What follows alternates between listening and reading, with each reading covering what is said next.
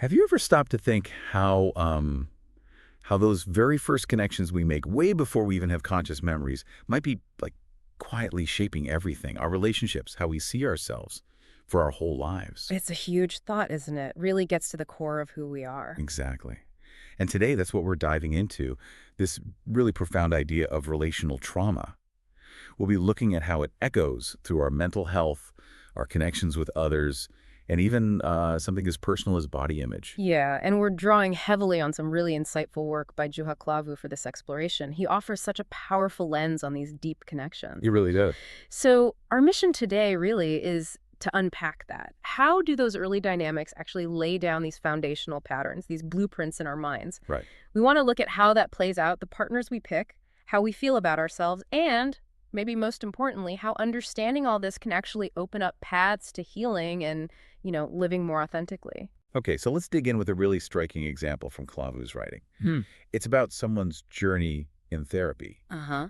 It often starts, he says, with a kind of intellectual grasp of the pain, Yeah. like mapping it out mentally. Right, understanding why you feel bad, logically. Exactly.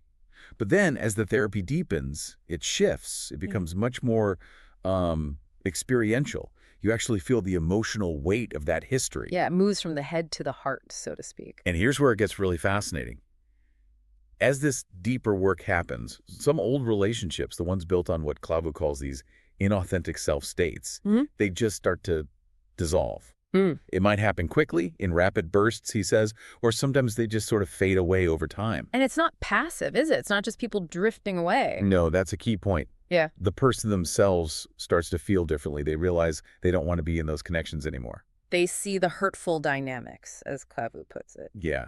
So friendships might cool off, or they might make a conscious decision to cut ties because it's just too painful. Yeah. But then there's the other side of it, which is quite hopeful, actually. Tell us about that. Well, while some relationships ended, others, especially old friendships, maybe from childhood or their teenage years, actually got stronger. Really? Yeah, they found a new level of connection and sharing, something that wasn't possible before when they were operating from that less authentic place. That makes sense.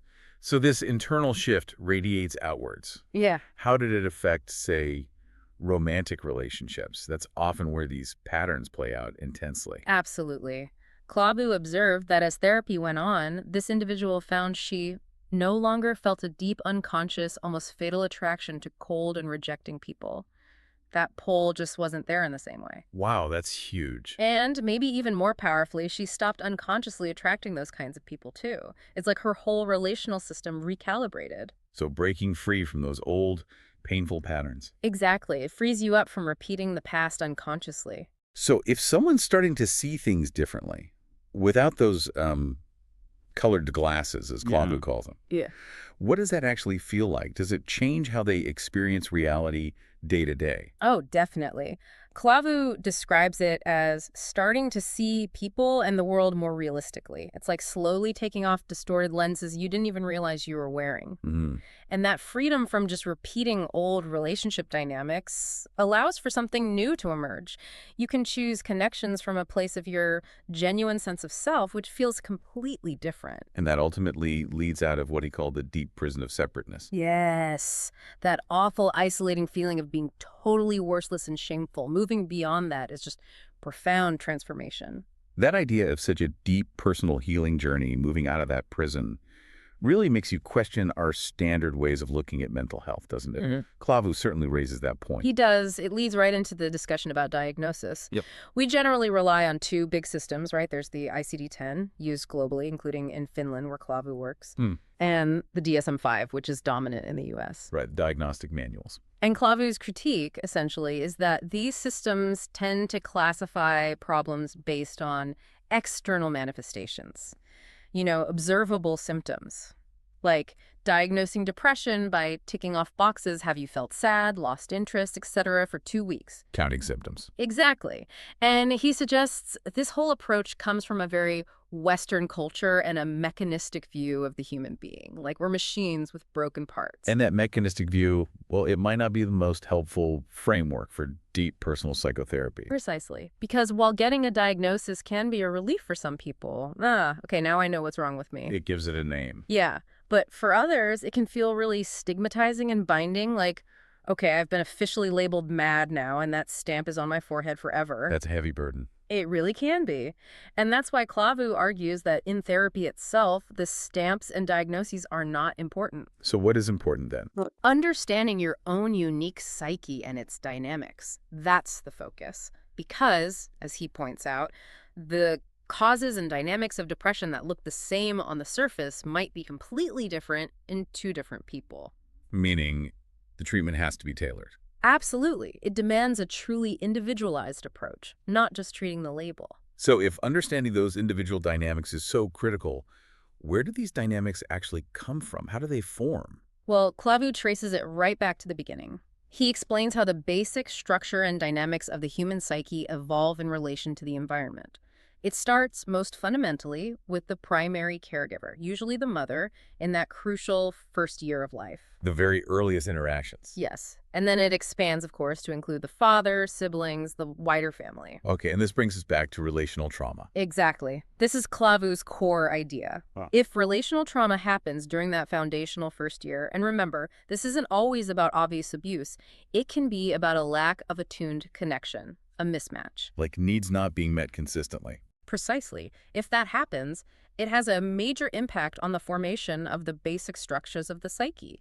It shapes our internal object relations, basically, how we internalize relationships and carry them within us. So it's like a disturbance right at the center. That's how Klaavu visualizes it. He talks about the psyche being built in layers around a core, and this early relational pain sits right there, influencing everything built on top of it later in life.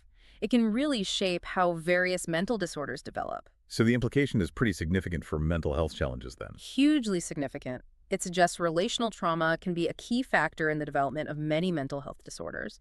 Sometimes it's the direct root cause. Other times it creates these new dynamics that influence how symptoms like anxiety, depression, or personality disorders manifest later on. And Klaavu connects this core trauma to a really surprisingly broad range of conditions, doesn't he? It's not just anxiety and depression. No, it's quite extensive. He explicitly mentions addictions, workaholism, and burnout, Okay. autism spectrum disorders, and alexithymia. Alexithymia, could you just quickly unpack that one for us? Sure. Alexithymia literally means no words for feelings. It's when someone finds it really difficult to identify what they're feeling and even harder to describe it to others. It often comes with like a limited imagination and a very concrete way of thinking. It makes gaining psychological insight quite challenging. Got it. Now, you mentioned autism spectrum disorders, ASD. Klaavu adds an important note there, right? Yes, he's careful to point out that while relational trauma might be one environmental factor in ASD, the current understanding is that genetic influence usually is the main reason. It's an important distinction. Okay. What else falls under this umbrella, according to Klaavu? He then talks about disorders of self-perception. This is a big category. Right. It includes things like body image disorders, specifically mentioning dysmorphic body image disorder, but also bigorexia, anorexia, some other eating disorders, and imposter syndrome. Imposter syndrome, too. Interesting. What's the common thread in these disorders of self-perception? What's the underlying dynamic? The core idea is that when a person's genuine identity, their true self, hasn't been allowed to develop properly, maybe because of those early relational issues, their sense of self becomes built from these inauthentic self states. Like wearing masks, almost. Sort of, yeah. Yeah. But deeply ingrained. And this leads to this constant nagging feeling of unworthiness and inferiority. That persistent thought of, I am too much of this and not enough of that, I should be different. Not the way I am.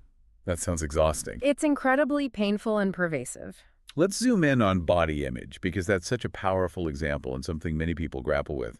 Klaavu acknowledges that self-consciousness, especially in adolescence, is pretty universal, right? Oh, absolutely. He calls it a storm in a glass of water sometimes. It can feel huge at the time, but it's often a normal part of growing up if the core of oneself is firmly established. If you have that fundamental basic trust in life that comes from a secure early attachment, usually with the mother. Okay, so that secure base makes you resilient to those storms. Exactly. But he contrasts this with situations where those intense body image feelings are rooted in that deeper relational trauma and an undeveloped identity, where those inauthentic selves are running the show. And that's when it tips over into something needing professional help. That's the crucial difference. In those cases, it becomes a genuine mental disorder. And when someone is in that more difficult place, they might develop strategies to cope, right? Yeah. Klaavu talks about attempts to correct the situation. Yes, trying to change themselves externally to feel just right internally, trying to fix the outside to soothe the inside, essentially. So this raises a really important question. When does that attempt at correction become an actual mental disorder? Where's the line? Klaavu draws a clear distinction. It's still an attempt at correction if the symptoms, while present, don't totally take over your life. Okay. But it crosses into being a mental disorder when those thoughts and behaviors start to dominate thinking and everyday life, when it consumes you and, in some cases, can even become dangerous, potentially fatal. Let's make this concrete with the example Klaavu uses. A young man focused on muscle building. How does he illustrate the difference? Okay, so first, the correction attempt. Imagine a young guy who trains regularly. He eats well, he gets enough rest, he's not using doping substances. Right. He's still managing his studies or work. He has friends, relationships appropriate for his age. Klaavu says this is not a mental disorder. Even though he might be focused on his body. Right. Though Klaavu adds that underlying questions about his self-worth and how he's constructing his identity might still be there, simmering beneath the surface. Okay, so that's the correction attempt. What about the disorder, bigorexia? Now contrast that with the quasi-professional bodybuilder. This is someone whose entire life is centered on gaining more muscle mass. Obsessed. Completely. And critically, he's using doping substances, things that cause permanent organ damage, things that can literally shorten his life by tens of years. Wow. And he ignores the risks. Actively ignores them. Klaavu mentions them using phrases like, better to live a day as a lion than a lifetime as a hare. It's a kind of defiant justification for self-destruction, and often their social world shrinks to only include others who think the same way. That's a stark contrast. What does Klaavu see as the psychology underneath that extreme behavior? He suggests it often reveals something quite profound, a deeply damaged child with very low self-esteem. The masculinity feels fragile, reduced to the level of a little boy, and the massive muscles are a desperate external compensation for that inner vulnerability. But it doesn't actually fix the inner problem. No, it's like carrying water into a well, as he puts it. No amount of muscle can heal that deep internal injury. The physical effort is tragically misplaced. And finally, Klaavu brings in the cultural piece, right? It's not just about internal dynamics. Absolutely essential point. Beyond personal history, your individual psyche and genetics, he stresses that the surrounding culture and the person's immediate environment influence the form the symptom takes. So culture shapes how these underlying issues manifest. Exactly. Disorders like anorexia or bigorexia are often linked to the surrounding culture, to trying to conform to certain idealized images. It often stems from lacking a realistic perception of themselves, leading them to chase an impossible, culturally defined ideal.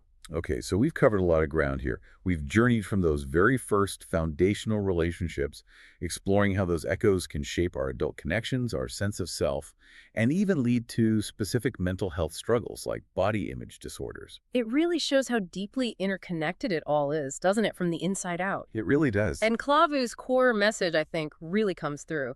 Understanding the specific structure of the psyche and its dynamics for each individual is just crucial for providing care that's truly effective and empathetic. Yeah, it's a real push for looking beyond just the diagnostic labels. Definitely. Recognizing that uniqueness is key. So as we wrap up this deep dive, here's something to maybe leave you thinking about. If our deepest, most fundamental sense of self is truly formed in relation to others right from the start, what kind of responsibility does that give us as a society to actively create environments that really nurture genuine identity and secure attachment, especially in those critical early stages of life?